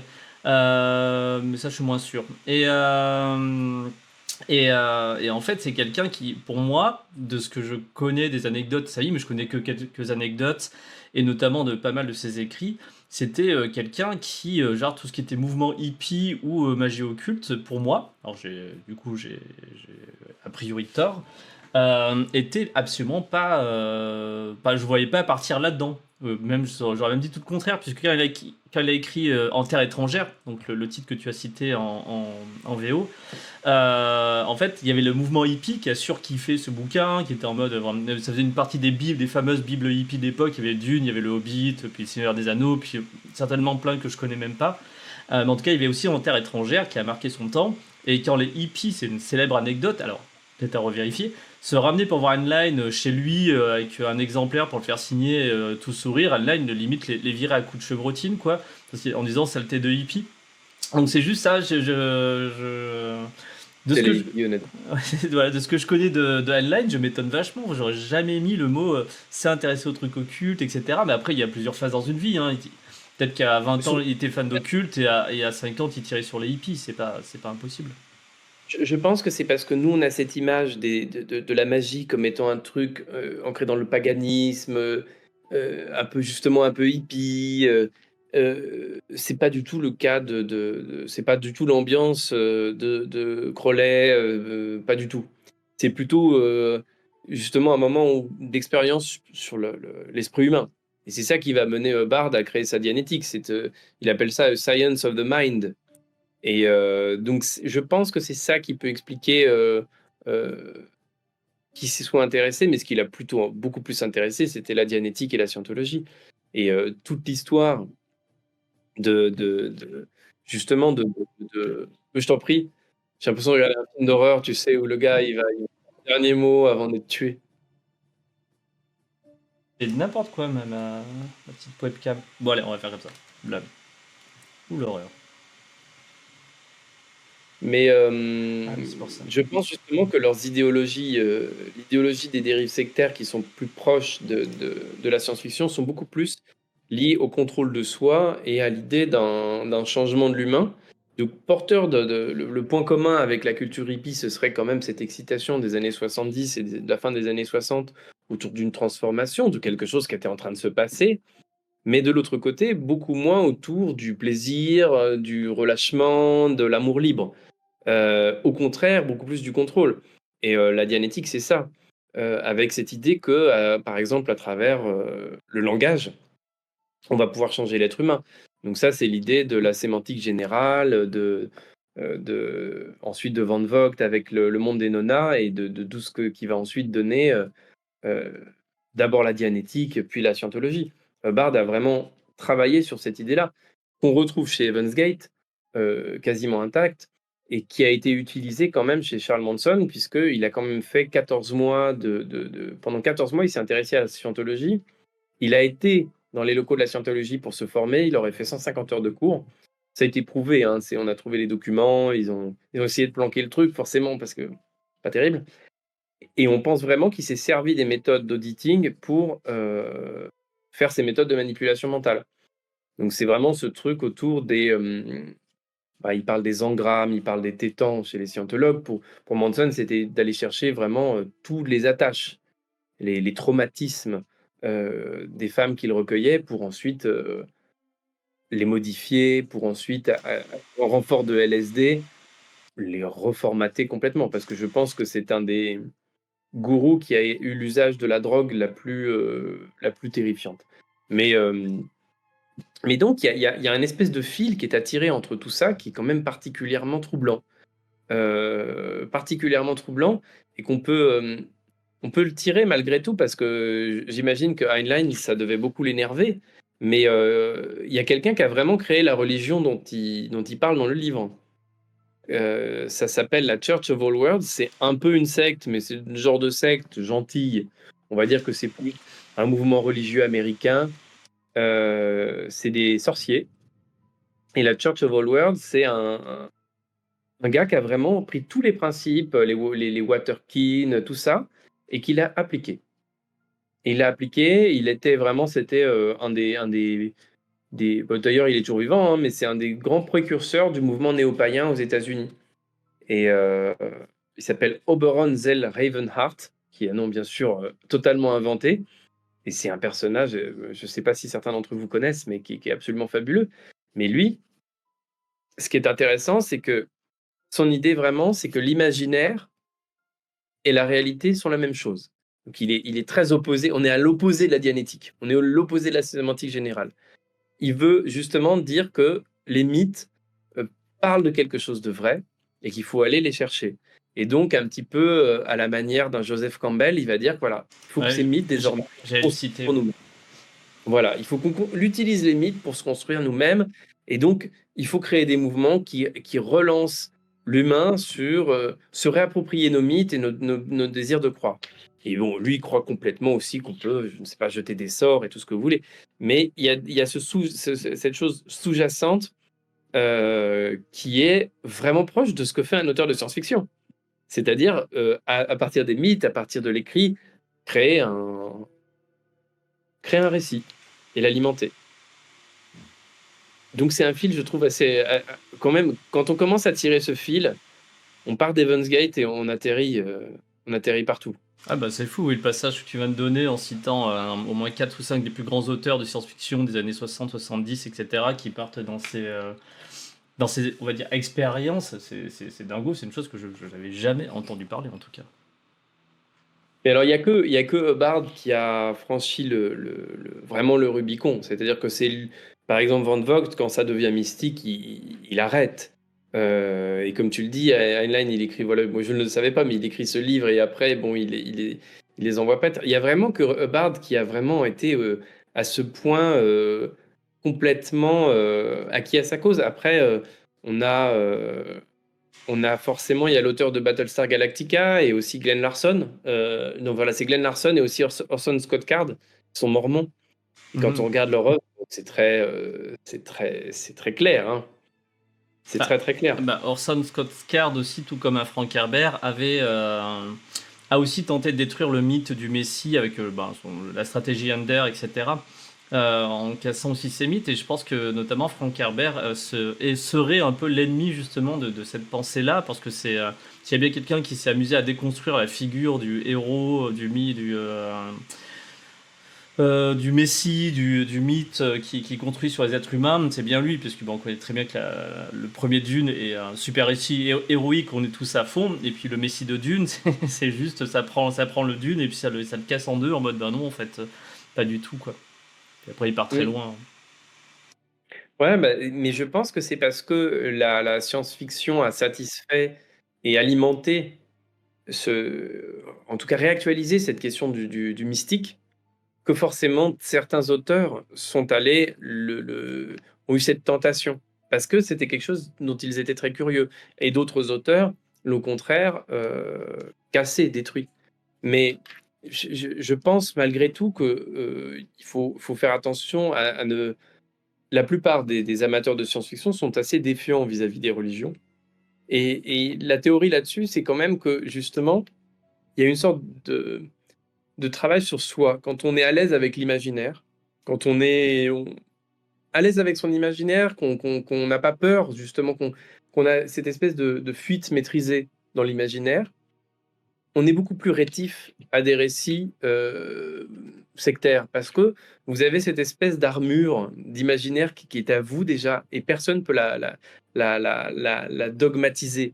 Vous êtes habitué à ce que ça fuse dans tous les sens, à partir dans un univers et dans un autre. Donc si quelqu'un arrive et vous dit non, c'est comme ça, vous allez beaucoup moins l'accepter. Alors que forcément, la scientologie arrive avec un récit d'abord qui a l'air tout à fait qu'il balance pas tout de suite le space opéra, parce que c'est comme ça qu'il appelle une partie de sa religion. Il dit le space opéra, c'est vrai. Donc c'est quand même incroyable. Et bon, il balance pas ça tout de suite, forcément. Mais je pense qu'un amateur de science-fiction auquel on balance le space opéra de Ron Hubbard en lui disant que c'est vrai, c'est lui, au contraire, il va voir d'où ça sort et c'est pareil avec un Raël, en fait. Quand on connaît la science-fiction, des années 50, bon, ce qui n'est pas trop mon cas, mais on voit tellement ces références que c'est très drôle. Et il faut quelque part ne pas connaître la science-fiction pour être victime de sectes de science-fiction.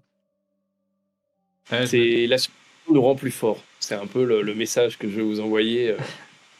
je me souviens des Raéliens, ouais, je les avais découverts en Auvergne quand ils mettaient des.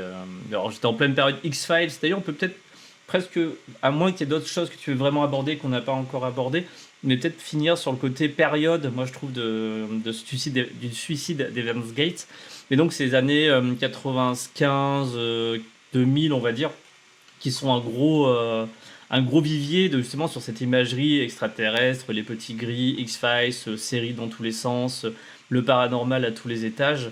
Moi, vraiment, en tout cas, en lisant ton livre, j'ai trouvé vraiment qu'on était enfin, on est forcément plongé de nature dans cette époque puisqu'on est dedans, mais que tout se répond. Enfin, en même temps, à l'époque, il y avait, même si ça n'a pas duré 1000 saisons, il y avait Mystère sur TF1 qui, voilà, Mmh. on avait du paranormal en prime time. On avait Pradel qui présentait l'autopsie de Roswell pendant 2 heures un samedi soir devant un public et les audiences de dingo.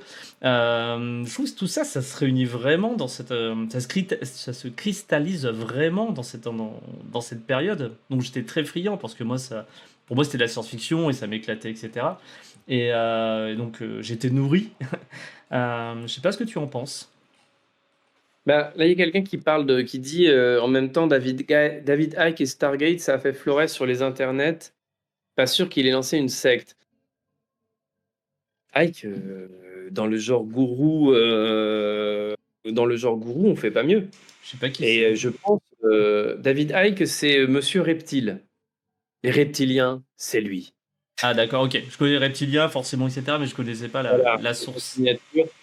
Et moi, j'aimerais bien justement aller plus dans le détail sur cette question le complotisme a-t-il été alimenté par X-Files ou ou est-ce que c'est X-Files qui et parce que, moi je suis pas du tout pour, blâmer l'imaginaire. On peut pas absolument pas dire à un moment: «Oui, il faut arrêter, de faire des films dangereux», enfin, c'est pas du tout ça qui va changer quelque chose, mais néanmoins, on a vraiment l'impression parfois que X-Files ou la série V, par exemple, dans le cas de David Icke, a une influence. David Icke dans Le Grand Secret, qui est la pierre de Rosette du complotisme, où il dit notamment que Hitler était en fait Jack l'Éventreur et le fils de la reine d'Angleterre. Voilà. C'est son premier livre, parce qu'après, c'est beaucoup mieux, hein, ça part encore plus. Et David Icke, il parle de V, il parle de la série V. Donc je pense qu'il y a un rapport entre l'imaginaire sectaire, l'imaginaire complotiste et la fiction. Euh, c'est moi j'avais interviewé il y a 10 ans, au tout début du Triangle. J'avais fait 2 interviews. J'avais interviewé Jacques Cheminade. J'avais eu l'occasion de le rencontrer. Je m'étais dit, écoute, va voir. Et j'ai interviewé Rock Socker, qui est le rédacteur en chef de Top Secret Magazine, Ah bah oui, le fameux, je connais. le fameux. Et j'ai été fasciné parce qu'il me parlait de son travail il disait, mais c'est la saison 1. C'est Top Secret saison 1. Et il était complètement fan d'X-Files. On a parlé de Fox Mulder. Et je pense malgré tout qu'il y a un dialogue qui s'opère, qui n'est pas uniquement. Ouais, X-Files a repris beaucoup de théories ufologiques pour s'inspirer, c'est évident. Mais je pense que le contraire est vrai aussi. Et je pense que la fiction, après, alimente le réel. Et on le voit par exemple avec 2 sectes, Aum Shinrikyo. Par exemple, une des pires sectes du monde, Aum Shinrikyo 95, des attentats à Tokyo au gaz sarin. Oui, oui, oui. 30 morts, peut-être plus que 30 morts d'ailleurs, mais une horreur, sachant que c'est quelqu'un qui a aussi, il a essayé de tuer énormément de gens. Il a tué énormément de gens. C'est vraiment, ça dépasse l'entendement. Aum Shinrikyo, c'est terrifiant. Et bah, c'était un fan d'Isaac Asimov. Mais alors pourquoi c'est un fan d'Asimov? Alors c'est pas pour dire c'est la faute d'Asimov, mais c'est pour montrer que la science-fiction inspire. Il était fasciné par l'idée de la fondation. Il était fasciné par l'idée de quelque chose qui survit au chaos. Mais pour survivre au chaos et être le prochain prophète, eh ben, il faut d'abord le chaos. Et donc lui, quand il a fait les attentats, il a tout fait pour que ce soit les États-Unis qui soient blâmés et qu'une guerre mondiale se déclenche. Il n'a pas fait les attentats de Tokyo pour tuer des gens. Il les a fait pour que le Japon attaque les États-Unis. Et c'est la même méthode que Manson a employée, parce que lui, il voulait déclencher une guerre raciale en blâmant les Black Panthers pour ses meurtres. Et c'est pour ça qu'il a tué quelqu'un de célèbre. Et donc, il y a toujours cette idée d'une prophétie autoréalisatrice. Et Aum Shinrikyo se croyait vraiment tenant d'une fondation. Après, il y a une théorie encore plus étrange. Alors là, à prendre avec d'énormes pincettes, c'est Al-Qaïda, influencé par Isaac Asimov. Ah ouais. Parce que Al-Qaïda, ça peut vouloir dire la fondation. Et on a trouvé des bouquins d'Asimov dans sa petite caverne. Et donc, les gens pensent que lui aussi avait un but d'agent du chaos et qu'il était très inspiré. Voilà. Ça, je trouve très fragile, le dernier point. Il y a plein de choses qui vont contre cette théorie, mais je vous la partage parce que je la trouve assez marrante. Mais par contre, pour Aum Shinrikyo, c'est tout à fait vrai et vérifié. Et quand moi, j'ai plein d'objets là. Ça, c'est une BD éditée par Aum.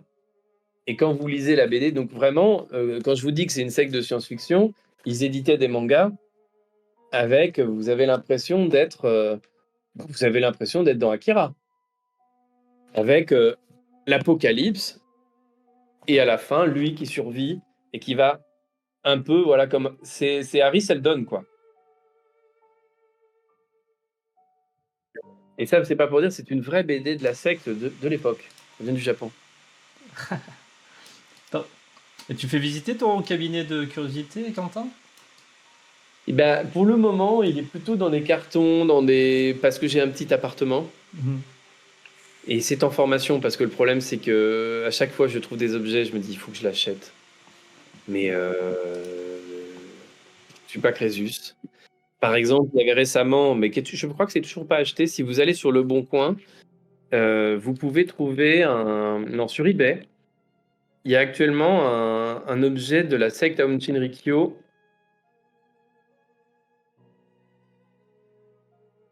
Il y a beaucoup d'objets de la secte. Ouh, il y en a un nouveau. Oh! Et par exemple, là, il y a un objet fabuleux de la secte. Il y a quelqu'un en ce moment qui vend beaucoup d'objets d'Aum Shinrikyo. Et voilà, bon, moi, il y avait un objet, c'était à 10 000 euros. Donc, je suis pas un musée, je me heurte un petit peu à cela. Donc, ça prendra le temps qu'il faudra, mais je pense, voilà, j'ai un cabinet de curiosité sur les sectes.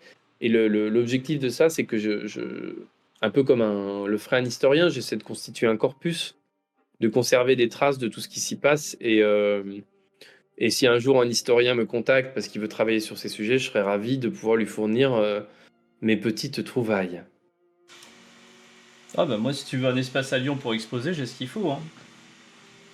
Et ben on pourra en parler. Ah de ouf. J'ai ça par exemple de la scientologie. Je suis obligé de produire des expositions cette année, donc. Alors je sais pas s'ils seront ravis que tu exposes un électromètre scientologique. Ah ouais, il pourrait mal le prendre. Non, si. Ça, c'est un électromètre vintage. Je me rends pas Vous compte. les avez peut-être vus. Attends, je te mets en plus grand. Oui, mais moi en plus grand. Hop. C'est avec ça vous avez peut-être vu les scientologues dans la rue qui vous demandent de tenir deux petits trucs comme ça et vous posent des questions. Et ben ça, c'est le modèle des années 70-80. C'est le tout premier modèle. Mais c'est trop cool. Je l'ai pas encore testé parce que j'ai un peu peur. Je pense que je vais mal l'utiliser, je vais rien faire. Donc ça, c'est un des objets un peu les plus marrants. En plus, il est transportable, il est très bien fait. Oui, c'était histoire d'être efficace dans la recherche, dans le prosélytisme. Exactement. Faut que ça se déploie rapidement. Mais bon, voilà, c'est un prix. Hein. À chaque fois que je suis comme vous, et après, si j'avais des fonds. Je me vois pas demander des fonds publics pour aller acheter des objets de secte japonaise, mais on peut toujours essayer. Moi, je suis persuadé qu'il faut le faire. Après, je pense qu'il y a pas mal d'archives du côté de la police. Ouais. Et je doute qu'il me céderait l'épée du Temple solaire, même si j'en ferais forcément bon usage. Parce que le gourou de la secte du Temple solaire, il avait une épée qui a la particularité d'avoir en fait, c'est un jouet. Donc il avait un responsable des effets spéciaux et il avait un petit truc lumineux. Il appuyait sur un bouton, ça faisait de la lumière. Ça permettait aux gens de faire croire qu'il avait Excalibur. Ah ouais. Ouais. Et là, ça, c'est un des objets les plus rares, mais il n'est pas très impressionnant. Et je ne sais pas si vous connaissez. Vous avez tous vu Rencontre du troisième type. Et dans Rencontre du troisième type, il y a François Truffaut. Ouais. Et François Truffaut interprète un personnage qui est inspiré de Jacques Vallée. Je ne sais pas si vous connaissez Jacques Vallée. Et on va arriver au matin des magiciens. Non, c'est pas lui. Il y a, honnêtement, c'est pas Pauvel, c'est Bergier a failli Berger. apparaître dans mon livre. Ah ouais. Il y avait une scène de Bergier dans mon livre et il a été coupé. Ah. Parce qu'il aurait pu apparaître. Il a un rôle. Ah ouais. Il a un rôle très, très, très, très indirect d'un fabulateur. Ouais, bah oui. Dans l'histoire. Et il peut avoir une toute petite responsabilité. Ça paraît hallucinant, mais c'est un teasing parce que ça, je peux pas vous raconter, c'est très compliqué. Mais on peut lui attribuer une toute petite responsabilité dans la chaîne d'événements qui a mené au suicide d'Evans Gate. Tout revient à lui à chaque fois, hein, c'est ouf. Grande bouche, Jacques Bergier. Homme fabuleux, mais grande bouche.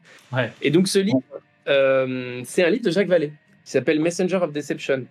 Et il est publié, je crois, dans les années 80, peut-être au début des années 90. Et il y parle d'un groupe qui s'appelle à l'époque la métamorphose humaine individuelle. Parce que lui, il est persuadé que les ovnis, en fait, c'est des espèces de dieux. Enfin, la théorie de Jacques Vallée, elle est très compliquée. Et il les rencontre, il les interviewe, il les trouve très bizarres. Et là, il y a Evans Gate, la métamorphose humaine individuelle, apprend qu'ils sont dans un livre. Alors, ils achètent le bouquin. Ils se suicident. Et là, il y a leur bibliothèque est revendue à un gars un peu bizarre qui achète toute la bibliothèque d'Evans Gate. À l'époque, tout le monde s'en fichait de cette histoire. En tout cas, les objets. Et ce mec-là, il disparaît. Et il est retrouvé mort dans une ruelle avec juste des petits papiers dans ses poches, notamment le papier d'un, comment on appelle ça, d'un truc de storage, vous savez, comme on voit dans les films, là, les storage que les Américains ils ont. Et c'est sa nièce qui le récupère, qui ne l'a jamais connu. Ce mec-là avait vraiment un papier avec l'emplacement où on l'a retrouvé mort, et il a été retrouvé mort là. Et il avait aussi ce truc. Donc on va voir ce qu'il avait, sa nièce va voir, et elle retrouve plein de bouquins de science-fiction, des trucs sur Star Trek, Star Wars, et ce livre-là, qui est donc vraiment l'exemplaire qui était dans la villa d'Evans Gate quand ils se sont suicidés. Et il y a des petites... vous voyez là le sceau de la... Ouais, vous voyez pas bien, mais là il y a le sceau de la vente aux enchères faite au début de fin 1997, avec le certificat. Et ils ont fait des petites notes au stylo quand ça parle d'eux. Ah, trop bien. C'est dit, quand on est obsédé par un fait divers, on va très très loin. Je ne mens pas, j'ai vraiment voulu plonger dans ce... Je pense que vous pouvez comprendre ce que c'est que de plonger dans un univers parce que vous lisez de la science-fiction. Et là, c'est très curieux parce que j'avais cette sensation de plonger dans la science-fiction la plus vraie jamais faite et de la science-fiction qui a coûté la vie de plein de gens. Donc, comment est-ce qu'on peut être victime de son imaginaire? Et ça m'a énormément troublé. Énormément troublé. Et quand je crois que quelqu'un tout à l'heure a dit qu'il avait trouvé des vidéos sur archive.org. Et donc ces vidéos-là, elles sont très célèbres, et c'est des vidéos où en fait les adeptes expliquent pourquoi ils vont se suicider, mais eux ils appellent ça partir. Et il y en a une qui dit Beam me up. Beam me up, c'est un truc de Star Trek, c'est ce qu'on dit pour se faire télétransporter. Et elle dit juste ça. Elle dit Beam me up. C'est à la fois terrifiant, moi parce que ça a quelque chose de de fascinant. Et en même temps, si vous voyez ces vidéos, vous allez voir, elles sont terrorisantes parce qu'ils sourient tous. Ils sont extrêmement heureux, en apparence, ils sourient, et c'est pour ça que cette histoire, elle est à la fois fascinante et honnêtement, moi, elle m'a fait enfin, quand j'ai commencé à travailler dessus, j'en ai un peu perdu le sommeil. Ah, bah, c'est ouf. Et ben, écoute, on va arriver au bout du temps imparti, J'ai vu Quentin. j'ai vu l'heure, parce que je m'arrête plus, moi, Non, après. mais c'est parfait, c'est trop bien. Mais si ça te convient, on peut se prendre encore à 10-15 minutes. Il y a des questions dans le chat sur lesquelles un peu plus spécifiques sur qu'on peut répondre. Ça serait bête de frustrer tout le monde. Donc, si vous avez des Comme les questions, idées si vous avez des questions, les amis, qu'on balance, là, ils ont pas peur de donner leur opinion politique. Alors, les questions, ouais, dites-moi. allez, c'est le moment, les questions. Si jamais vous en avez une qui vous passe par la tête. J'ai vu une remarque intéressante tout à l'heure. Ouais, mais on s'était donné 1 heure schizophile, du coup. C'est pour ça. Du coup, il y avait une question qui a été posée, mais je crois peut-être par Schizophile, je crois, qui disait à quand le documentaire Netflix de tout ça. Et moi, ça m'a fait penser à un des derniers épisodes de Black Mirror, notamment, qui revient sur... Ah, j'ai oublié le nom du titre, qui se passe en Écosse, et c'est une histoire de tueur en série. Et je sais pas, ça me fait un parallèle, mais j'ai même pas trop de questions. Mais ça y est, on a une question. Est-ce que tu classes le délire adénochrome Pizzagate dans le mouvement sectaire / SF? Je n'ai pas compris tout à fait la question, mais c'est de Kea. Euh, euh, alors, SF,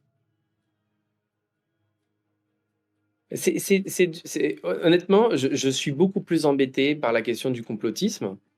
Euh, Parce qu'elle est complexe et j'ai pas du tout envie de dire oui, non. Il est évident que, par exemple, il y a eu l'apparence les QAnon. On peut remonter comme ça à des récits complotistes, mais aussi des récits fictionnels. On peut justement remonter à du X-Files, mais c'est pas un lien direct. C'est-à-dire que c'est des gens qui vont être influencés peut-être par une manière de penser, par un climat politique. C'est un ensemble de choses. Là, c'est vrai qu'avec les exemples que je vous ai donnés, on est dans un lien direct. On est dans un lien direct, on retrouve un livre, on a quelqu'un qui est auteur de science-fiction qui se dit qu'il peut faire son business comme ça. Dans le cas du complotisme, je trouve que c'est plus difficile de tisser ce lien direct avec la science-fiction. Après, sur le point sectaire, aujourd'hui, on parle beaucoup plus de dérive sectaire justement parce que euh, c'est un spectre, la dérive sectaire. C'est un spectre, l'emprise. C'est pas parce que quelqu'un se pose des questions sur, je ne sais pas comment ça s'appelle, la Terre plate ou je ne sais quoi, qu'il est tout de suite dans une dérive sectaire. Une dérive sectaire, c'est quand même quand il y a une emprise de quelqu'un, quand il y a peut-être, il y a un certain nombre de critères. Avant, par exemple, dans les années 80, la Miviludes, elle avait une liste des mouvements sectaires. Aujourd'hui, il y a une liste de points qui peuvent déterminer la dangerosité d'un mouvement. Mais des mouvements qui peuvent être assimilés à des comportements sectaires, il y en a en religion, il y en a en développement personnel, il y a eu des mouvements politiques qui pouvaient avoir des aspects sectaires. Le sectarisme est quelque chose qui est un spectre et qu'on peut trouver partout. Je pense, en tout cas, qu'il y a aujourd'hui une confluence, ça s'est accéléré avec le Covid, la solitude, l'angoisse de la pandémie, les critiques de la politique, tout ce qu'on veut. Il y a une confluence entre dérives sectaires et thématiques complotistes. D'ailleurs, si on revient à Evans Gate, un des mots qui revient le plus, c'est désinformation dans les petits mots-clés. Et c'est une théorie du complot qui leur a coûté la vie. C'est une fake news qui leur a coûté la vie. J'en dis pas plus parce que j'ai pas non plus envie de tout vous dire, parce que j'aimerais bien que vous lisiez mon livre. Je suis là comme ça face à vous. Quand même, j'espère que ça vous donnera envie. Je vais pas tout de suite vous raconter la fin. Mais donc, les dérives sectaires, le complotisme, là, il y a un continuum. Déjà, je voulais remercier Redfish, donc c'était la prochaine question. qui s'occupe actuellement dans le chat de passer les infos et tout. C'est trop sympa de sa part et d'avoir mis un trigger warning, effectivement, qui était très important. Sa question, c'est est-ce qu'il est plus facile pour toi, Quentin, tu penses qu'il est plus facile pour toi de parler aux témoins en tant que journaliste ou en tant que romancier pour, euh, pour choper du témoignage de qualité, on va dire. Mais c'est quand même une question difficile parce que je pense qu'il est plus facile pour moi de leur parler comme romancier. Parce que parce qu'ils comprennent pas ce que je fais. Se disent: «Mais pourquoi un romancier me parle? Pourquoi? Qu'est-ce qu'il me veut?»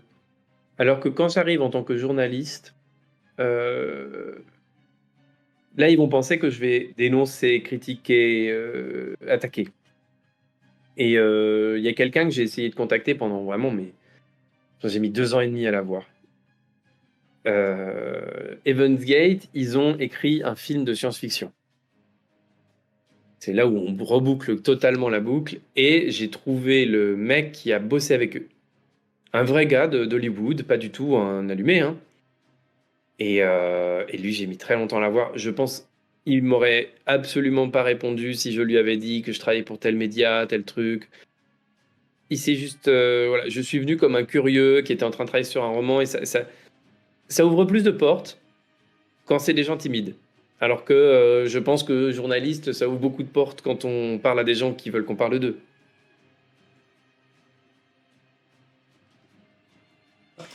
Eh ben écoute, merci encore pour cette réponse. La dernière question, bah écoute, on va voir direction de TRL Eldon, c'est la dernière question. Un petit mot avant la fin, du coup, sur ton road trip en Asie, effectivement, dont les temples soucoupes volantes en or, point d'interrogation. Ah, mais c'est parce que Eldon suit mon Instagram où je fais des vidéos sur les sectes et sur bon, tout ce que vous avez un petit peu compris ce qui m'intéressait. Oui, en Asie, j'ai découvert, je suis à la rencontre de beaucoup de sectes. Et ce qui est curieux là-bas, c'est que justement, je veux dire, le mot qui me vient, c'est le polythéisme. C'est-à-dire, je ne suis pas du tout un expert des religions asiatiques. Mais elles sont beaucoup plus, fluides. C'est un mot qui est très à la mode. Elles sont beaucoup plus fluides, elles sont moins dogmatiques, il y a moins d'autorité centrale et donc il y a plein de versions et notamment le bouddhisme où il y a énormément d'écoles, énormément de et donc c'était assez fascinant de voir toutes les versions. Il y a des choses complètement folles et notamment, une secte qui s'appelle le Dhammakaya. Et où c'est, il y a qu'en Asie que moi je me suis senti totalement à l'aise pour débarquer dans la secte. J'ai pris un taxi, j'y suis allé. C'est en Thaïlande, ils sont bon, les Thaïlandais sont réputés pour, leur gentillesse et leur sourire et c'est pas du tout un cliché, hein, c'est totalement vrai et bon là, ils m'ont accueilli, ils ont fait, l'accueil habituel, quand on arrive dans une secte prosélyte, c'est-à-dire, beaucoup de sourires. Et bah, je vous invite à aller voir sur Instagram, c'est très, très étonnant parce qu'ils ont construit 3 soucoupes volantes géantes qui sont en réalité, pas du tout ce qu'elles ont l'air d'être, qui sont faites avec, 300 000 petits bouddhas et c'est comme une sorte d'énorme aéroport pour qu'atterrissent plein de bouddhistes du monde entier et c'est pas un hasard si c'est en or, c'est parce que c'est pour rappeler l'or et c'est parce que c'est une version du bouddhisme, très, très commerciale. Vous avez sur place carrément des distributeurs de billets avec écrit chemin vers le paradis. Je pense que vous avez tout de suite compris. En gros, ils vendent des indulgences comme à l'époque, comme à la grande époque. Et donc, il y a plein de gens qui se font absolument détrousser pour devenir pour trouver leur chemin vers le paradis, pour avoir une meilleure incarnation. Donc, c'est assez effrayant et dans le contexte politique assez instable en Thaïlande, c'est une secte qui est tellement puissante qu'elle a été assiégée par le gouvernement thaïlandais. Donc, je vous conseille d'aller vous renseigner. En tout cas, les images, ils ont un sens de la représentation, un sens de l'image. C'est stupéfiant et on ne peut pas voir ces images-là sans avoir l'impression. Enfin, c'est quelque chose de jamais vu. Je Voilà, bah, c'était un peu, faut remonter un petit peu sur, si vous voulez, je le partagerai en story, sur mon Instagram pour que vous voyez à quoi ça ressemble. Et ça semble vraiment venir d'un autre monde.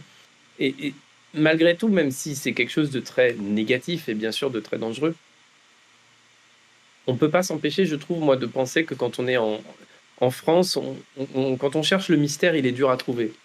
Et il y a quelque chose d'un peu dans la liberté religieuse de ces pays-là, de ces pays d'Asie, au Vietnam aussi. euh, il y a une sorte de polythéisme, de diversité.